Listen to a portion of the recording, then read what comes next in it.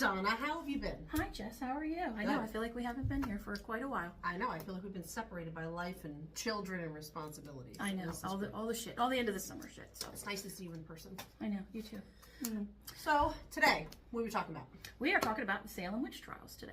I'm excited. We decided we want to talk about some sort of more spooky topics since it's still Halloween season and we just like it. So yeah, and it's witchy season, so we decided this was a good time to do this one. Absolutely. Yeah.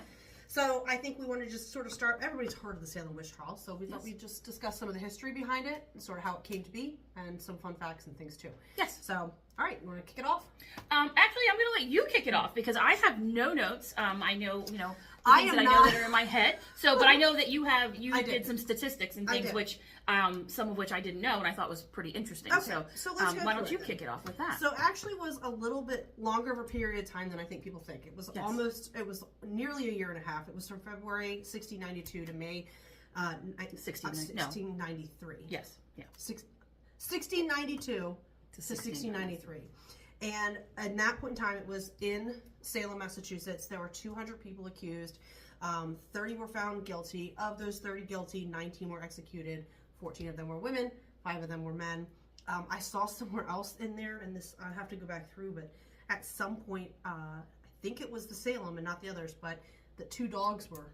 Yes. And they killed and executed two dogs. Yes. So it is the most notoriable in U.S. history, but it's not the only one. It's the most notoriable because it was the largest in our history, but there was others, which we found. There was Connecticut. And like 50 years prior in Connecticut. Yes, so it wasn't all that far, but I didn't realize the other ones that you had found. Yes, so apparently, it was these witch trials were a huge phenomenon in Europe from 1300 to the late 1600s. So in that time span, tens of thousands had been executed in Europe, and while it was starting to peter out over in Europe, then we started colonizing here, and then you had this religious control and Puritanism in the new states, and while it was losing favor all around the world, now you've got fresh America, and let's just start killing the witches again. Let's get them. So and let's just really quickly throw that in there too. So back then, I mean, when I think people are starting to get a little more educated today about what witchcraft really is, but back then there was a different definition of witchcraft, which was basically aligning yourself with the devil, and to the detriment of the Christian religion. Yes. So, and that was that could be anything from dressing funny, dressing different, not dressing in the Puritan way, refusing to go to church. Yes, because you didn't align with the Christian beliefs and you didn't want to go. Exactly. I did have. Let me see if I can find this screenshot real quick. I took one because it was too long to handwrite out, but it was all the ways that the church would use evidence against you to charge you. One of them was witches' marks, which I found. I've always heard of them. They would check you for moles or things like that. But did you know why they were looking for that? No. That it was where the devil had thought to have bit and sucked the blood out of women. Oh, wow. And so it was the devil's mark because it was scarring left from the devil biting. Nice. But it could be a mole or a beauty mark. It could have been a mole or a beauty mark. Yes, great. A scar, a birthmark. Yes. Yeah. Anything like that. There was a lot of fabrication of people acting like they were having fits or terrors. Yes. And so when they weren't, they were convulsing or speaking in tongues, but then when the accused touched them, they'd immediately stop. Yes. So that was real cute too. You could send disembodied harm, which seems that's a generic thing to say. It what is. does that even mean? It is, and actually that's why they stopped. That's why some of the religious leaders actually realized that they were convicting people on things that were could be explained in other ways, and visions of things.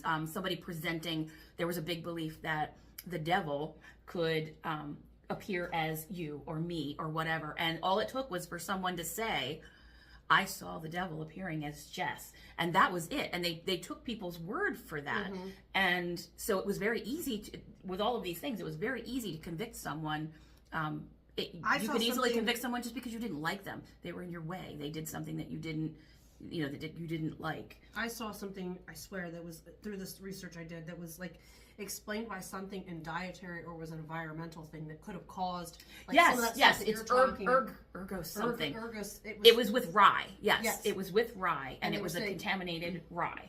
Yes, like a fungus or something that was in the rye that could have actually made these girls hallucinations or things like that. Yes, hallucinations, fits, anything like seizures, things like that. Right. So yeah, that was also And then something about witch cakes.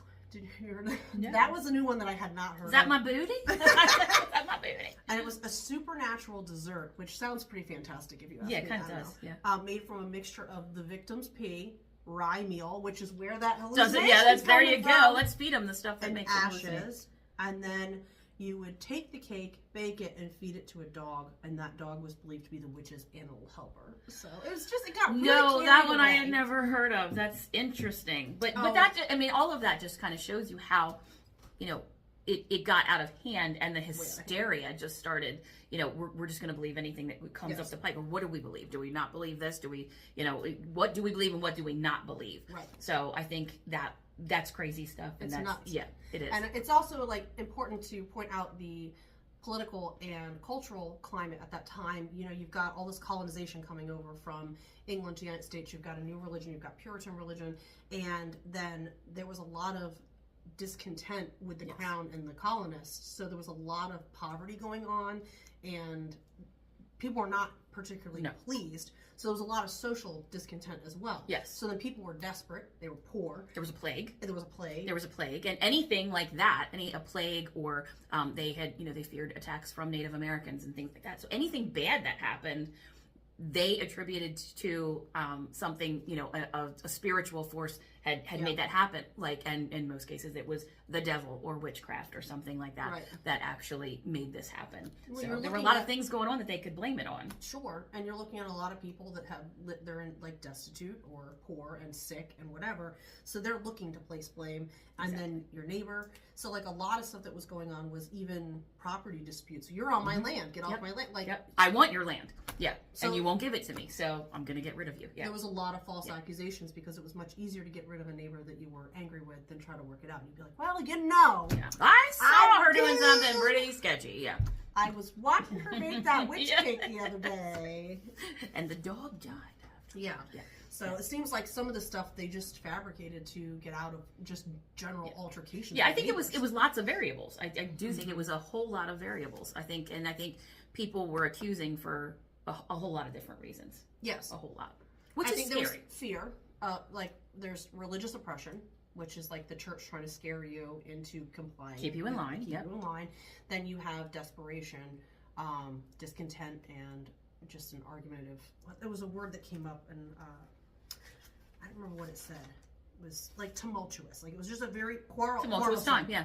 Salem was quarrelsome at the time. Yes. So it's like a lot of reasons why I think it really got out of hand. Yeah. Sort of. I don't think you can boil it down to one. No, I think it was a whole lot of things, and I think, like I said, I think the people that were accusing were, I think some of them really did believe. I think some of them were afraid. I think that some of them were, just trying to get rid of certain people or like take something from them.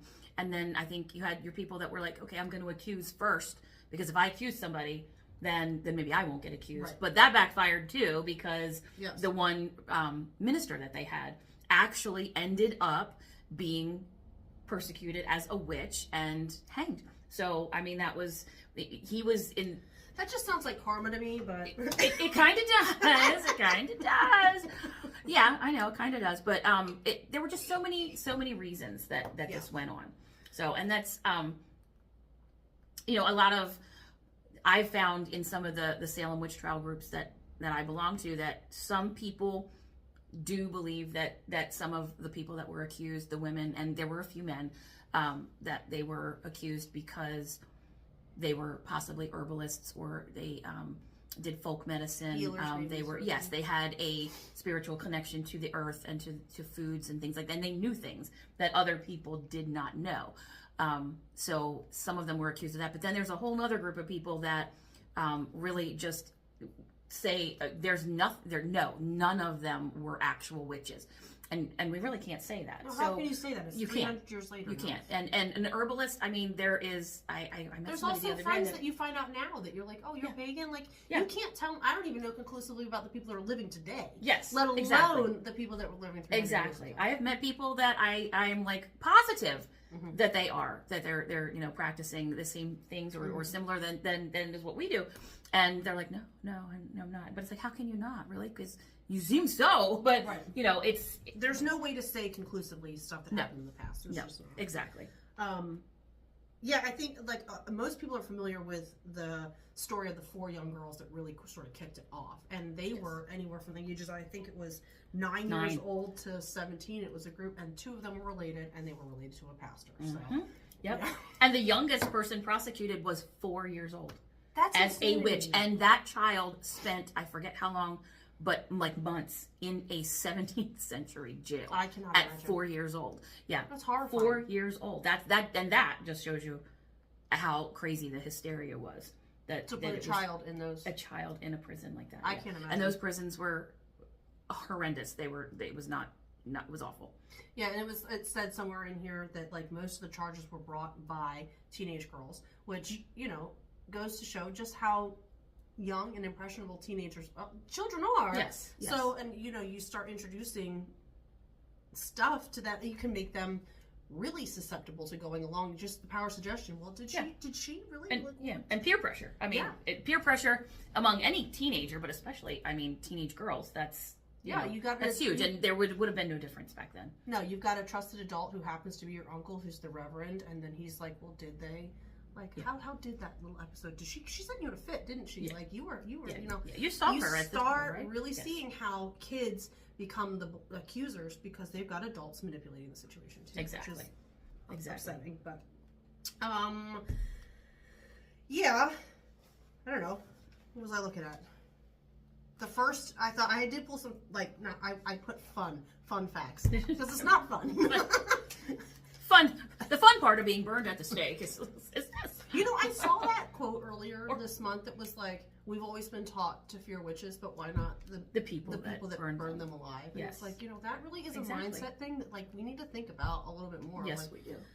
Be more fearful of the people that are capable of such disgusting things. Yeah, and I think, and before we finish, we'll maybe touch on how some of these things are still around, and while we're not being burned at the stake, we're still being actively persecuted. Yeah.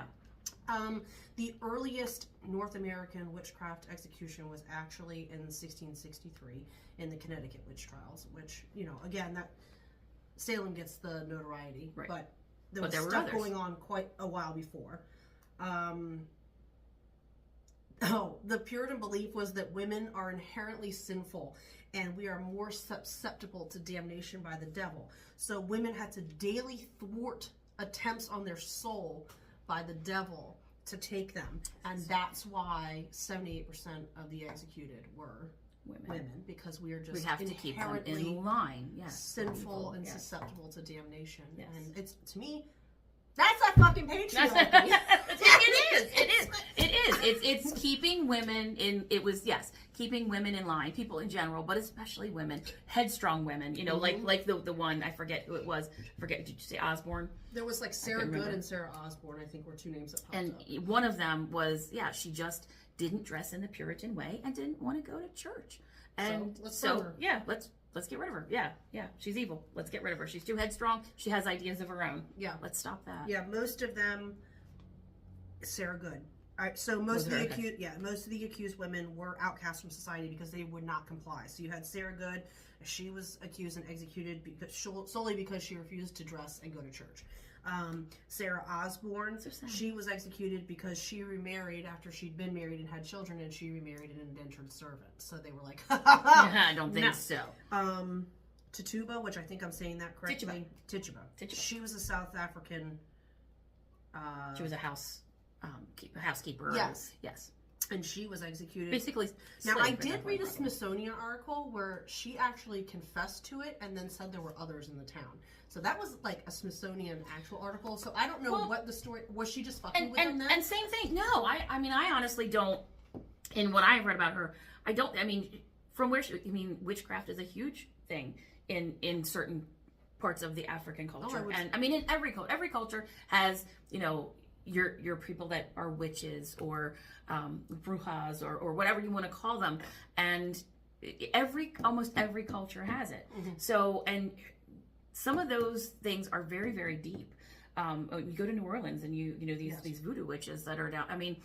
They've got some interesting practices, but I firmly believe that she probably did bring practices with her that, whether they were witchcraft or not, seemed foreign to these people. Yes. So let's go ahead and get her because if she's teaching things to children or she's, right. Making things happen to children. Yeah, she was pretty much just executed solely on the base that she was just different. That was that. So sad. It's very sad. It's like absolutely ridiculous. And here, hopefully we live in a world today where we are honoring and celebrating people for their differences, but that doesn't necessarily happen. It does not. Especially in the religious realm. Yes. Oh, and the last thing I'll say, I have 2 more fun facts. We were just talking about this a minute ago between you and I, that July 2022, Elizabeth Johnson, she was the last of the accused, and she was officially exonerated. And you actually had the whole story of what you thought had happened there. Yeah, so not long after the witch trials, people did start coming forward and wanted monetary. There were bills in legislature. They wanted. What's the word I'm looking for? Restitution. Restitution. Thank you. I kept trying to say repercussion. They wanted monetary restitution for the things that their family went through. And I mean, these things are also generational, so they do travel down. So they had started that kind of thing, and then through the years, most people were exonerated. However, there was a group of school children that in their studies, in learning about the Salem Witch Trials in school, found out that there was one that got left out accidentally. And this must have been fairly recently, in the last 5 years or so. What'd you say, 2022? Well, she got exonerated in 2022. Okay. I don't know in the school. That must have been within... A little bit before that, yeah. So, but they actually discovered that and were instrumental in helping her to get exonerated. Yeah, so. And it is fascinating. And I did read one that and his name popped up quite a bit in my research today, Giles Corey. He refused to go to trial. So he was 71 years old, and they just pressed him to death. Yeah, they pressed him to death. And when we say pressed him to death, it was between slabs of stone that they basically, I mean, can you imagine that? No, I mean, the torture, and pressed him to death. And their whole thing of was to get him to confess. And God love him, goddess love him. He didn't confess to something that he was not doing. It's just like throw him in a river if they sink there. You know what? Exactly. The same things. Many people were tortured to try to get them to confess, but even if they confessed, they were still killed. Yeah. So why bother? Why bother with confessing? So they were, some of them just didn't play into it. I don't know. It's all very fascinating, and I think it is worth mentioning that in some ways. Like, yes, I hope people are not being burned at the stake right now. I mean, nothing would surprise me if I'm honest, but I think it does happen in other symbolic ways. It does, and you and I have both. I mean, the stuff it's not. We're not being put to death, but it is very hurtful, and it is very scary. And I think, I've been more vocal about my witchcraft practice in just the last 5 years. Me too. And that, and it was kind of scary at first because honestly, I would not have felt comfortable discussing at the level that you and I discussed today, even 5 years ago. No, definitely not. And I think it's definitely because I go back to COVID because I feel like people got, they were cut off from other people. They were cut off from their churches. They were basically, that first year in the spring when COVID hit in 2020, it was, people were outside with their families at home. They got their feet on the ground. They had gardens. People that had never had gardens before. They connected with the earth. And not that means you have to practice witchcraft, but it does. That is part of witchcraft. You have a reverence for the earth, and we've talked about this before. And I think people got in touch with spirituality that they didn't know that they had. I think a lot of soul searching happened during that time too. Like a lot of questioning. Why is this happening? How do we go from here? Like, what can I do for my family? There was just a lot of just soul searching as well. Yeah, so. and they were cut off from their churches and things, so it gave them time to read books and do a little more research on spirituality or things that they had thought about before, but were constantly told was evil or blasphemous or you were going to go to hell for. So I think people explored that a little bit more. When you go through a pandemic, people who are maybe wavering on faith or confused on where they are, they start thinking about, why would God, if God loves us, why would he do this to us? So I think it starts making you question everything. I can see that, and I'm not religious, so that's putting myself in a hypothetical situation. But I can see that if your faith is you're questioning it, and then something like a pandemic rolls around that's going to kill what was it, 300,000 Americans, Yeah. you know, you start wondering, why would God who loves us do this to us? So I think that probably plays into certain definitely searching for the answers as to why. Yes. But and both you and I both have had people that when we started being more outspoken about it, that backed off and were like, oh yeah, no. I've lost friends over it. I have too. And which honestly, fine. I'm fine. Yes. Yeah, if you don't realize that I am the same person that I always before was, you flat out knew. Yes. And what maybe the fact that you love, I mean, when you love someone and you hang out with someone, you're doing it because you love the way you feel when you're around them. Well, maybe you're feeling something like that because of the practices that I have, or because of the things that I do. Yes. So, and I'm the same person. Yes. So we both have had that, and I've had it in business as well. You know, I had a shop, and I was asked to leave the shop because of that, and that shocked me. That really did shock me, that people still have that much. I've had somebody like recently that I thought I knew very, very well for, you know, 8-ish years, you know, flat out just like, I'm worried about you. I don't agree with what you're doing. Like, okay. Yeah, you're worried about me. Okay. Like I would, let's turn those tables. Yeah. How about I came up to you and told you, Donna, you believe in that Jesus, and Yes. I'm actually really worried about you for that. Yeah. Like, let's turn those tables. How vastly inappropriate is that? Yes, Like, it's exactly. not. There's just no level of understanding between some people, and maybe I don't know. That is frustrating because, like, in that circumstance, that person wore their spirituality on their sleeve, and I never felt less about them as a friend because they were Christian ever. But the second she found out that I did not fall into the box that she had thought, because I'm a good person, I'm a loyal wife, and I love my family, and you know all these things, because I didn't fall into the box that she had assigned for me. Now I'm out. And I'm like, whoa. Yeah, but you liked me for those things, and I liked you. Yeah. Right, exactly. You, you know, so. And it's a lot of people don't. There's a lot of fear, I think, still left in. There's a lot of fear in the Bible, and I found a really cool book the other day, which I'm going to share as soon as I'm going to try to get a copy of that. I wanted to share it with you too. Me and I can try to show it on. I have to look on my phone, which we're recording on right now, as I saved it. I'm sorry, okay.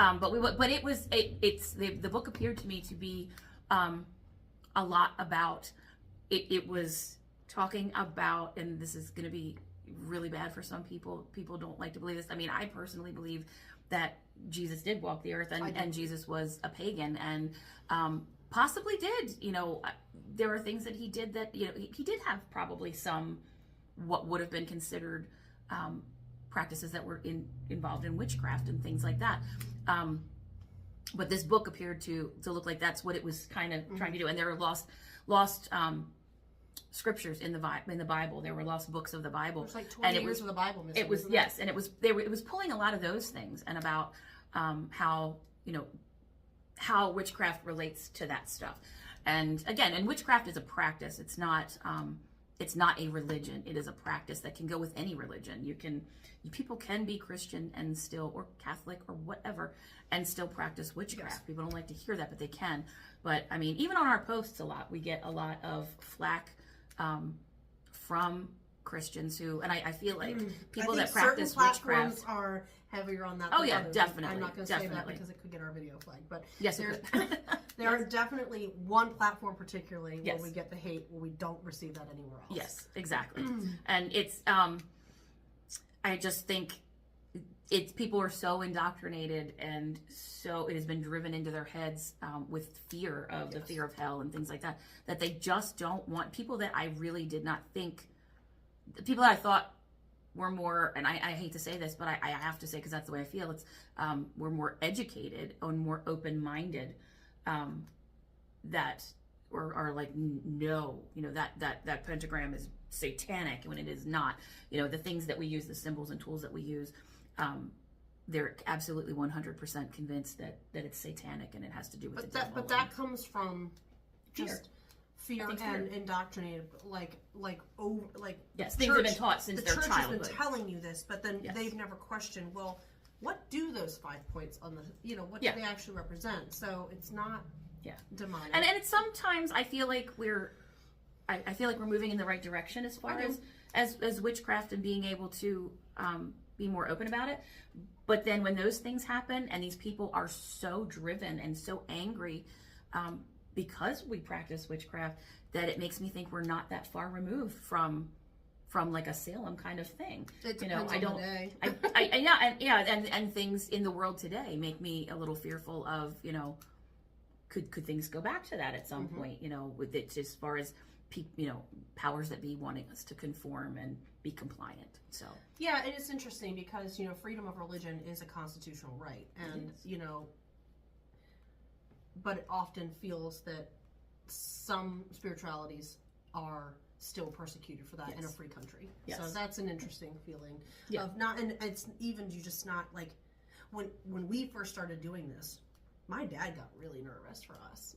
I remember, and he was really worked up because he's like, you need to be very careful, like doing this, because there's just a lot of people out there in the world that don't understand, and they're going to think you're a bad person, and that like breaks my heart. But then I also feel like, well, how are we going to change it? I said, how do we change perceptions and mindsets if good, kind, nice people don't get out there and show the world that this isn't some dark, demonic, disgusting, whatever that gets drawn up by Hollywood? And exactly. Yes, Hollywood does play a huge role in it.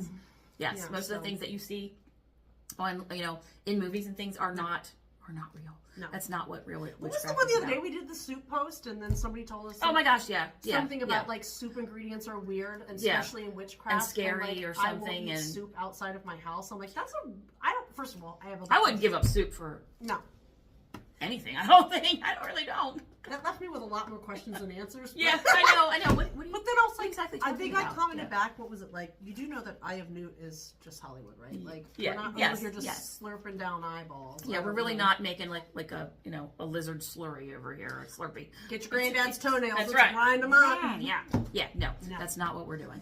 So I think there's just a lot of misconceptions still. I don't think that we're at the dire situation of the witch trials, but I do feel that there is definitely still heavy persecution. And again, 5-10 years ago, I never would have felt safe having these discussions on the internet in an open forum like this. There's no way. No, and I hope that we keep moving in that direction, and I hope that people do, have more of an open mind to things. And I mean, I do. I always make sure. I love talking religion. I love, and I always believe that things kind of, I've always said, like rituals are much like, prayers, and spells are much like prayers, and we do what do they do with the cracker and the blood and I mean, come on, that's supposed to be the blood of Christ, and yes, communion, thank you. And I mean, is that not a ritual? I mean, come on, and the blood of Christ, really, come on. Oh, I'm not drinking blood. Are you drinking blood? I'm not drinking anything that's even symbolically blood. Water. I have a chalice on my altar that is water, straight up water, not blood, water. So, No, and I think it's also important for both of us to put out there that, like, we, some of our closest friends are Christian. So this isn't like, we're in this little thing and Donna and I are just like, we're only taking pagan friends. Yeah, like, no. Like, I don't want to leave this conversation sounding in a certain way. Some of my closest friends are Christian, but they respect me as I respect them. And we have a very open, a lot of times open conversation and dialogue, and you would be amazed at the commonalities that you can find with somebody that you thought was different from you. Oh, totally, yes. And I have a Christian friend that, like, when my shop thing happened, that was like totally apologetic. I mean, her father is a minister, and she grew up in the church, and totally apologized on, Donna, you are the nicest person, and I no matter what your beliefs are, it's I'm so sorry that this happened to you. And so it's not all like that, but it is rampant. I mean, it is rampant. So we have to be careful, and unfortunately. So I don't know. I think we're in a different world, and I do see progress, but I think that kindness and understanding does go a long way. Yes. And maybe take the time to talk to somebody about paganism versus just making an uneducated assessment. Yes, and assuming that there are things that are going on that are not. So anyway, if you have extra fun facts, let's not call them fun, interesting, notable facts. There you go. If you have any notable facts, we want to hear them. Leave them in the comments, right? Yeah, definitely. Fun. Yes, I love hearing things about the Salem Witch Trials, and that's fascinating. There are so many. Obviously, like I said, you found a lot of statistics. Listen, I had no idea about. I was a great note taker in college. Okay, me. I took no notes to this one. So no notes for this one. So yes, leave us comments, questions, whatever. If you have, I thought the any 300 questions. years of it was 300 plus. No idea. I had didn't no realize idea that had it went been so that far extensive. back. So Yeah, it was an interesting thing to find out. I think so. Yeah. All right. All right. We hope to hear from you. Thanks for tuning in. Bye. Bye.